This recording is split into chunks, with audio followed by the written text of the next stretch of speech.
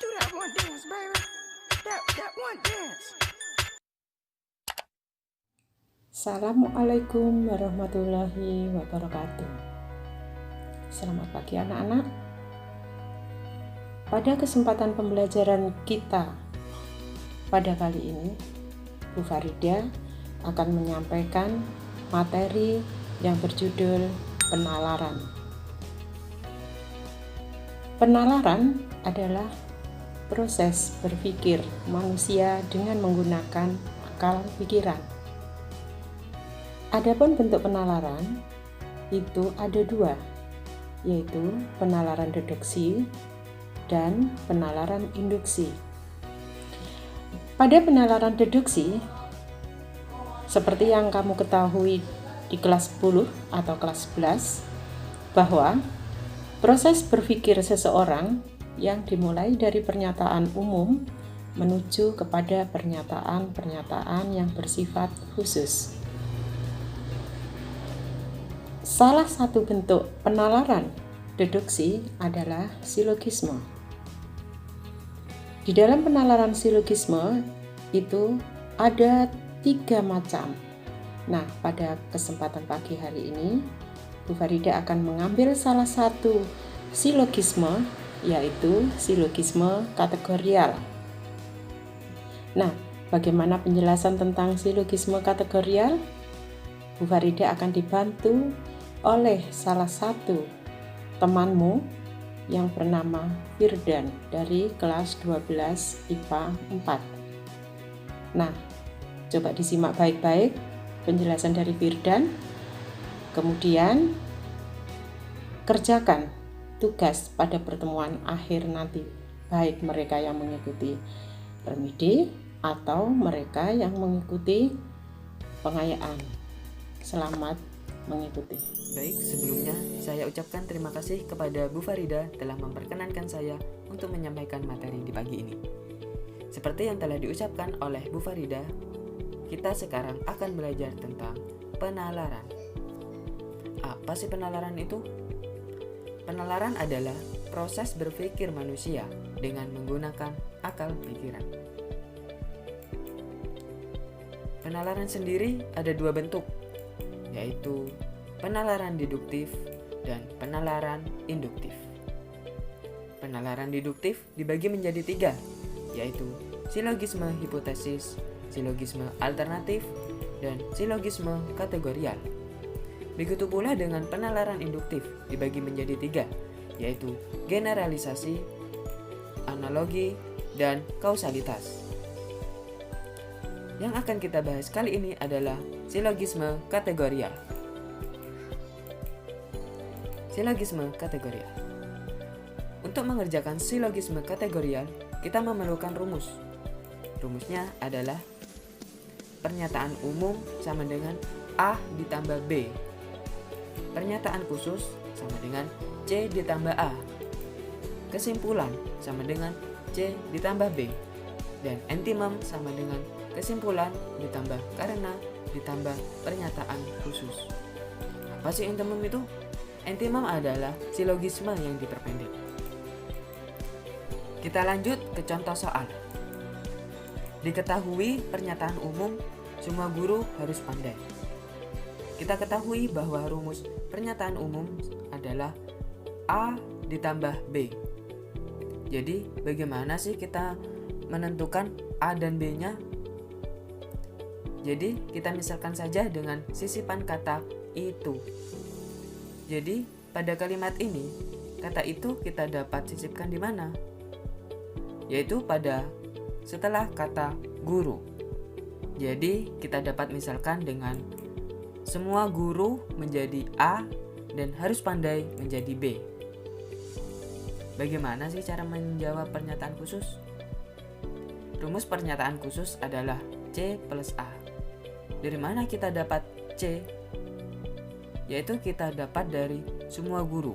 Semua guru itu harus dispesifikan. Misalnya, siapa gurunya? Langsung saja kita to the point, yaitu C kita misalkan sebagai Bu Farida.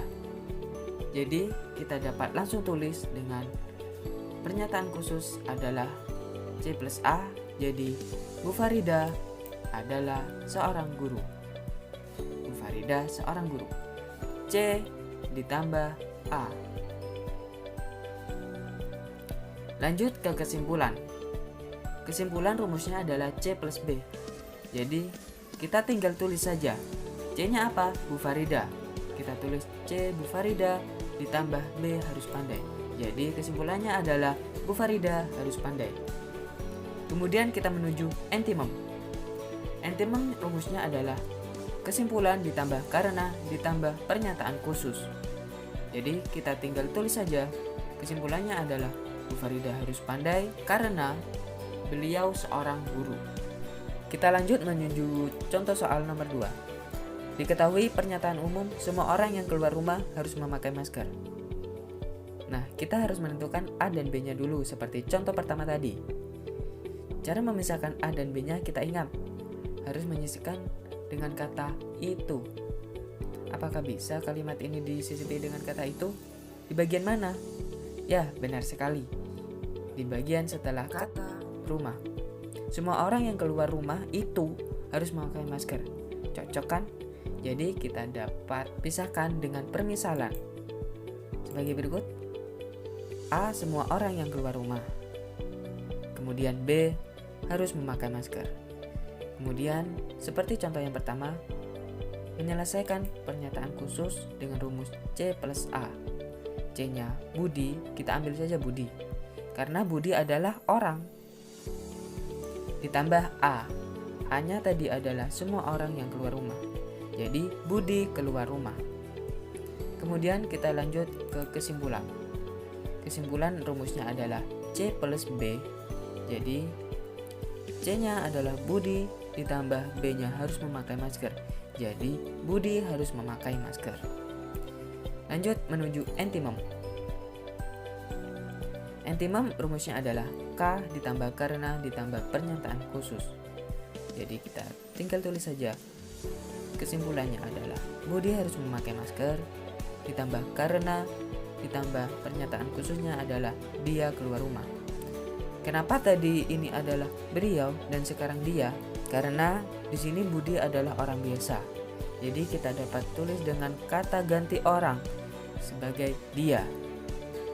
Jika di contoh pertama tadi, kata gantinya menunjukkan beliau karena lebih kita hormati.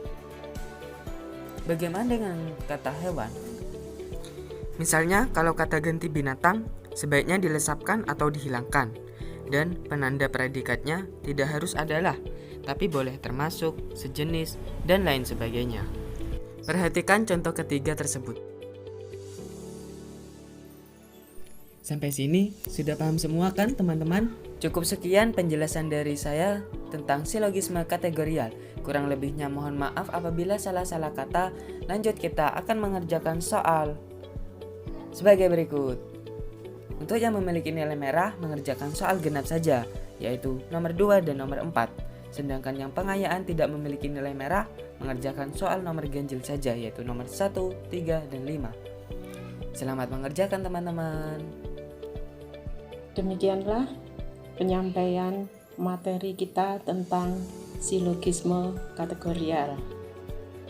Nah, sebagai latihannya, kalian bisa mengerjakan pada soal bernomor genap.